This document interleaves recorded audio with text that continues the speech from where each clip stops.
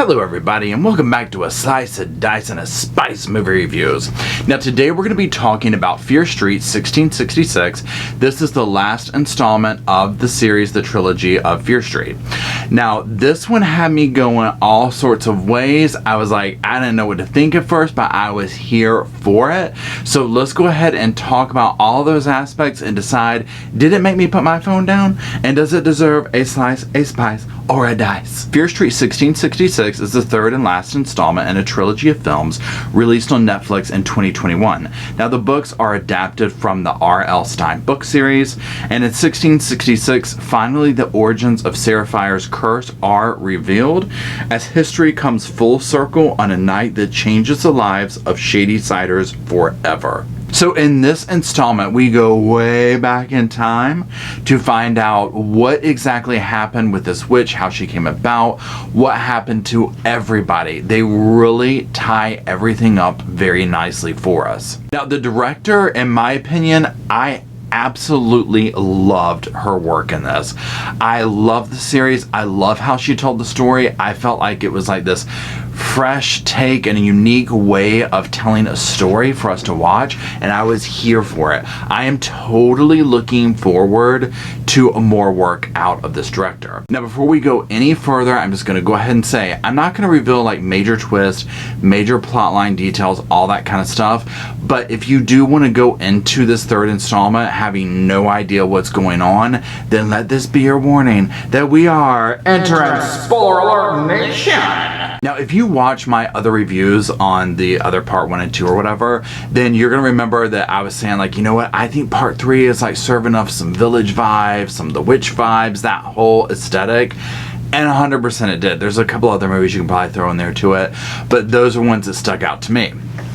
Now, what they do in this film is they go all the way back, as the title says, to 1666, and they go back to this village. And basically what they're going to end up doing with this is they're telling you the origins of the story, where the witch came from, who she was, her story, why she's looking for, you know, what it is she's looking for, and so on and so forth. Really, this third installment is broken into 2 different segments. There's the 1666 part, but then they will jump forward back to, not present day, but like 1994 to kind of tie it together. So for the 1666 part, I'm not gonna lie, at first when I was going into it, I was like, okay, they're nailing the aesthetic, all that type of stuff, but because I've been used to seeing these characters in a completely different light, more like, not modern day, but like modern day retro, if that makes sense or whatever, I was kind of like, this is like a little bit jarring to me to see them in this other aesthetic. Like, I'm not buying it. But then once I saw where I was like, oh, that's why we're here, it all makes sense later on. Now the point of this first segment of it, the 1666, like I said, is they're telling the witch's story. You don't know you're watching the witch's story though until it gets towards the end, and they do a few things in there that allow the viewer, which I love this when movies do this or books, whatever, when they allow the viewer to make the connection of, oh my god, that's the witch, you know, oh my god, that's why her hand's missing, oh my god, that type thing.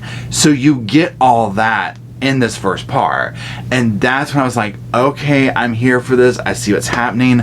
They are answering these questions, and we see, and honestly, you sympathize with her, because once you see the storyline, you're like, oh my god. Now not only are we getting those answers to that, but we're also getting the answer of, oh, this is what Shadyside is, this is why it is the way that it is.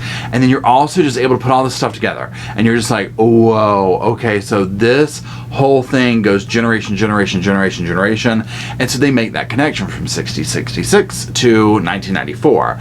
Now, when all that's going on, I was kind of like this, I was like, oh, okay, well, you know what, I'm here for this last installment.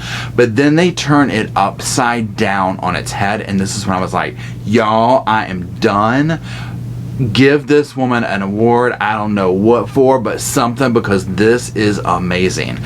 So what they do is they then flash forward to 1994. So you get all these answers, you know why Shadyside is what it is, you know who the witch was, you know this. Flash forward, and it's like a sequel to 1994, but installed in this one. And so then it ties up all these loose ends. And on this part, you're seeing these current day 1994 people and making the connection of their storylines, their patterns, all this stuff translates all the way back to then.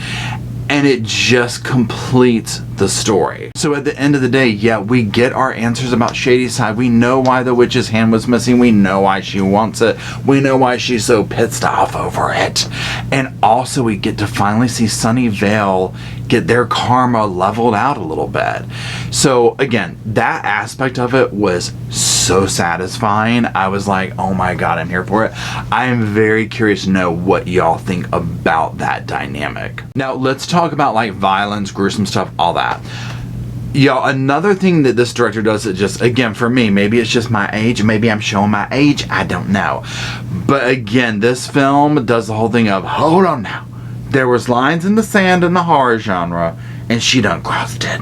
Okay, and I was just like, oh my god, she has like this thing that she does. I'm not going to say what it is, but if you're watching this, if you've seen it, you probably already know. But she has this whole thing where I'm just like, wow, she kind of does these shocking things in the movie that just make you say, wow, she went there, she did that. So again, that's in this movie. There is a reason they are a horror film because of that. There is definitely gruesomeness. Not as much as the slasher film, the 1978, but definitely it is in this one. So you're just like, whoa, okay. I mean, she can bring that slasher vibe to most anything that she does, and it's like, whoa, she is serving it. Now let's order the films and which ones I like, the order of them.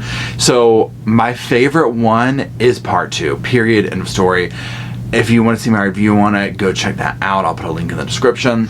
That's my favorite one. I love that one. After that, part 3 is my favorite, 100%.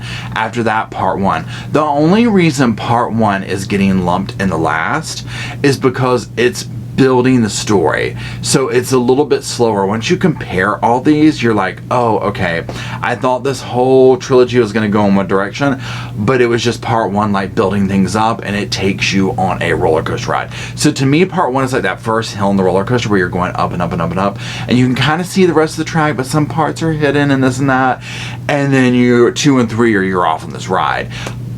I would never suggest watching them in the order that I just said, though. 100% watch them in order, and it is absolutely worth it. Now let's get to the main question. Did it make me put my phone down, and what does it deserve? A slice, a spice, or a dice? First of all, hands down, yep, put the phone down, was invested in this. I was picking the phone up a little bit, during the first little part, I'm not gonna lie, it was a little bit slow there for a hot second, but once this one got going, I was like, phone what? TikTok who? No, I was here for it. Y'all, I'm giving it a slice, a spice, and a damn dice because it had all of that, y'all. This was like, get your pie, get your Starbucks, there's going to be some dicing and some slicing, and you're going to be wanting to talk to people about it afterwards because I was just here for the whole damn thing. So that's my take on it. I highly suggest watching this series, y'all. It is amazing, amazing, amazing. I really appreciate you watching my little review. Now if you want to hear me dish on true crime, be sure to check out my other channel. I'm going to put a little thing up right here. It's called Reporting Live from a Sofa.